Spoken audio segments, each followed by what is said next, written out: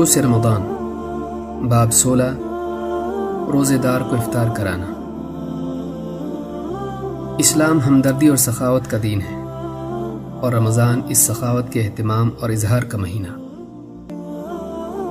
रोज़ा एक पुरमशक्क़त अमल है।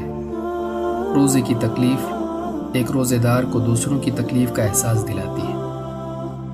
एक रोज़ादार जब खुद भूख प्यास से गुज़रता है तो उसे उन लोगों की तकलीफ़ का वाक़ई एहसास होता है जिन्हें ठीक से 2 वक्त का खाना भी मैसर नहीं होता।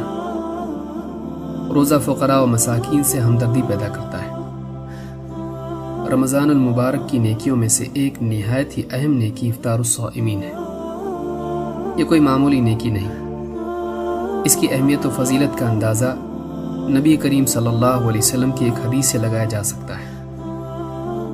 अल्लाह के रसूल सल्लल्लाहु अलैहि वसल्लम ने फरमाया, जो शख्स किसी रोज़ेदार को इफ्तार कराए उसे उस रोज़ेदार ही की तरह सवाब मिलेगा, लेकिन उस रोज़ेदार के सवाब में से कुछ कम नहीं किया जाएगा। इस हदीस को इमाम अहमद, तिरमिज़ी, इब्न माजा और इब्न हिब्बान ने रिवायत किया है। एक शख्स एक दिन में एक से ज़्यादा रोज़े नहीं रख सकता, लेकिन वो कई रोज़ेदारों की इफ्तार के ज़रिए उनका अजर व सवाब हासिल कर सकता है। फिर मज़ीद ये कि ये सवाब पेट भर कर खिलाने पर भी मौकूफ़ नहीं, बल्कि हदीस के ज़ाहिर से तो यही बात सामने आती है कि एक खजूर या पानी का एक घूंट भी सवाब के हुसूल का ज़रिया बन सकता है। अल्लाह की शान भी अजीब है। वो जिसको चाहे जितना चाहे अजर अता फरमा दे।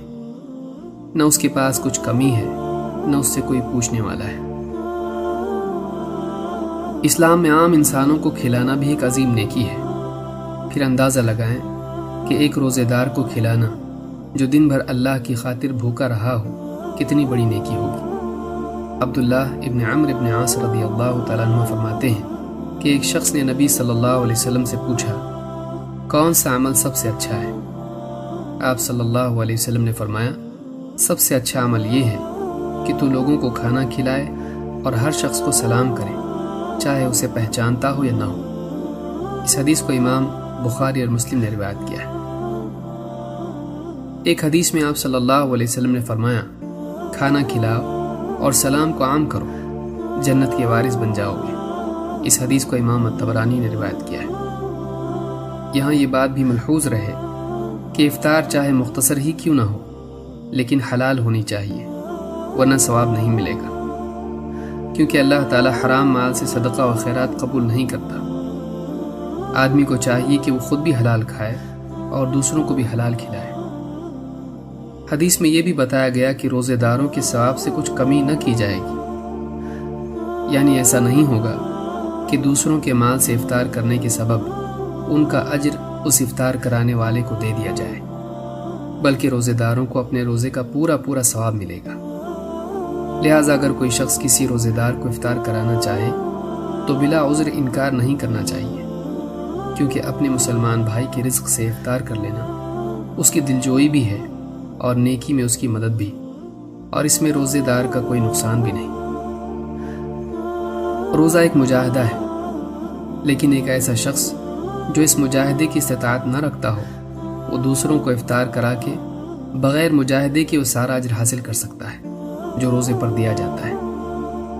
मसलन बाज़ लोग बीमारी और सख्त बुढ़ापे के सबब रोज़ा नहीं रख पाते। ऐसे लोग रोज़ेदारों को इफ्तार करा के रोज़ों का अजर हासिल कर सकते हैं। यह अल्लाह ताला का फ़ज़ल है कि उसने सवाब के इतने सारे रास्ते रखे हैं कि एक शख्स अगर किसी मजबूरी के सबब कोई नेकी न भी कर पाए तो उस नेकी में ताउन के ज़रिए उसका सवाब हासिल कर सकता है। हाँ, शर्त यह है कि वो नेकी अजर सवाब ही की नीयत से हो, दिखावे और शोहरत के लिए ना हो, वरना बड़े से बड़ा अमल भी इखलास के बगैर बेकीमत है। जब अमल में इखलास की बजाय रियाकारी और तारीफ़ की चाहत शामिल हो जाए तो वो सवाब की बजाय अजाब का सबब बन जाता है। लिहाजा रोज़ा इफ्तार कराने वालों को चाहिए कि हत्तल इम्कान इखलास का एहतमाम करें और इसे अपनी सियासत को चमकाने या लोगों के दिलों में जगह बनाने का ज़रिया न बनाएं। इससे बढ़कर बदनसीबी क्या हो सकती है कि एक इंसान अच्छे कामों से लोगों के दिलों में तो जगह बना ले, लेकिन रियाकारी के सबब वो अल्लाह के यहाँ बेजगह होकर रह जाए।